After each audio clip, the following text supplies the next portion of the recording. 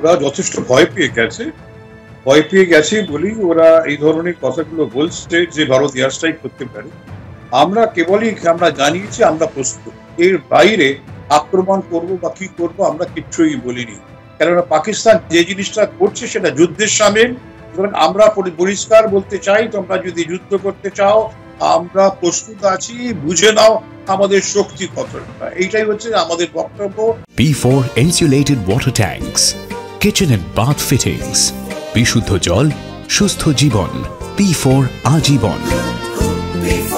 আমরা first attack কখনোই করিনি, আমরা কখনোই করবো না। আমাদেরও নিউক্লিয়ার আর্সেনাল ভর্তি আছে। আমরা কোনোদিন এটাকে পাকিস্তানের বিরুদ্ধে বা কোনো দেশের বিরুদ্ধে প্রথমে ব্যবহার সাধারণ মানুষকে আমরা যাতে ক্ষতিগ্রস্ত না হয় আমরা সেটাই দিকে সচেষ্ট আছি। আমাদের যুদ্ধ আতঙ্কবাদের বিরুদ্ধে আর কিছুর বিরুদ্ধে নয়। একের পর এক তথ্য ভারতীয় গোয়েন্দাদের হাতে। একদিকে এনআইএ তারা তদন্তভার গ্রহণ করেছে, ঘটনাস্থলে গিয়ে ঘটনার পুনর্নির্মাণ করার চেষ্টা যেমন চলছে, তেমনি বাড়ি বাড়ি গিয়ে স্থানীয় মানুষজনের জিজ্ঞাসাবাদের প্রক্রিয়া চলছে। আর পাহাড়, উপত্যকা, জঙ্গল মিলিয়ে কিন্তু একেবারে চিরুনি তল্লাশি চালিয়ে যাচ্ছে গোয়েন্দা বিভাগ। সরাসরি আপনাদের দিয়ে যাবো আমাদের প্রতিনিধি সুকান্ত মুখোপাধ্যায় রয়েছেন আমাদের সঙ্গে। সুকান্ত, একেবারে গ্রাউন্ড জিরোর ছবি তুমি আমাদের দেখিয়েছো, সকালে শ্রীনগরের ছবি আমরা দেখেছি। সামগ্রিকভাবে কাশ্মীরের পরিস্থিতি কি? একদিকে এনআইএ তদন্ত করছে, পুনর্নির্মাণ করার চেষ্টা করছে, পাশাপাশি তল্লাশি এখনো চলছে।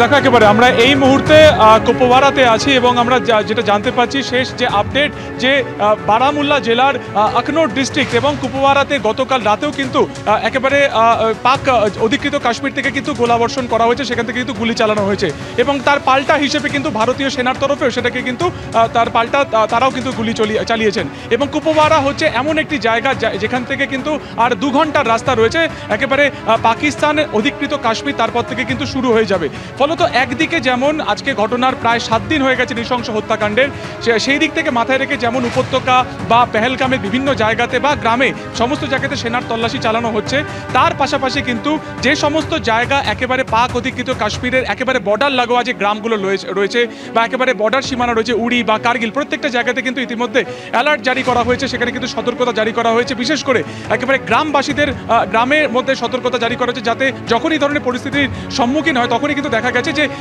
পাক অধিকৃত কাশ্মীর বা পাকিস্তান অঞ্চল থেকে গোলাবর্ষণ করা হয়েছে, সেখান থেকে সেলিং করা হয়েছে, তাতে কিন্তু ক্ষতিগ্রস্ত হয় এই সমস্ত বর্ডার অঞ্চলের গ্রামরা। ফলত তাদেরকে সেই সমস্ত গ্রামবাসীকে কিন্তু ইতিমধ্যে সতর্ক থাকতে বলা হয়েছে এবং তাদের উদ্দেশ্যে নিরাপদ জায়গাতে বাংকার তৈরি করা হয়েছে, যাতে কোনো রকম এমন যুদ্ধের পরিস্থিতি তৈরি হলে তারা যাতে সেখানে আশ্রয় নিতে পারেন।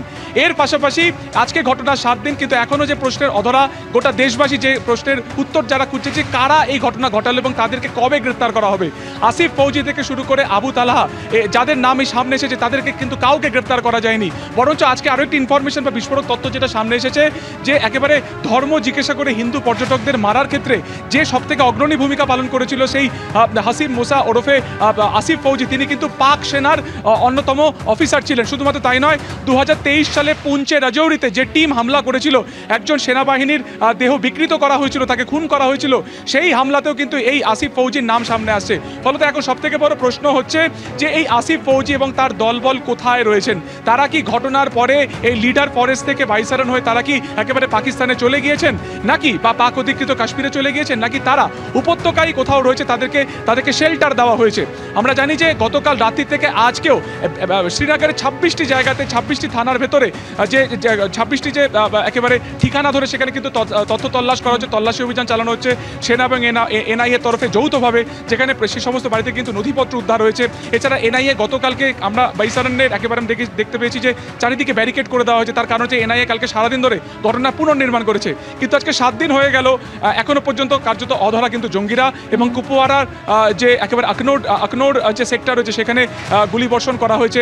একেবারে সীমান্তবর্তী গ্রামের যারা বাসিন্দা রয়েছে তাদেরকে সতর্ক করা হয়েছে, তাদেরকে নিরাপদ দূরত্বে সরে যেতে বলা হয়েছে। সব মিলিয়ে তৎপরতা কিন্তু তুঙ্গে, একদিকে কূটনৈতিক চাপ, অন্যদিকে জঙ্গিদের খোঁজ চালানো হচ্ছে উপত্যকার বিভিন্ন জায়গাতে সেনাবাহিনীর তরফে। সুকান্ত, ধন্যবাদ।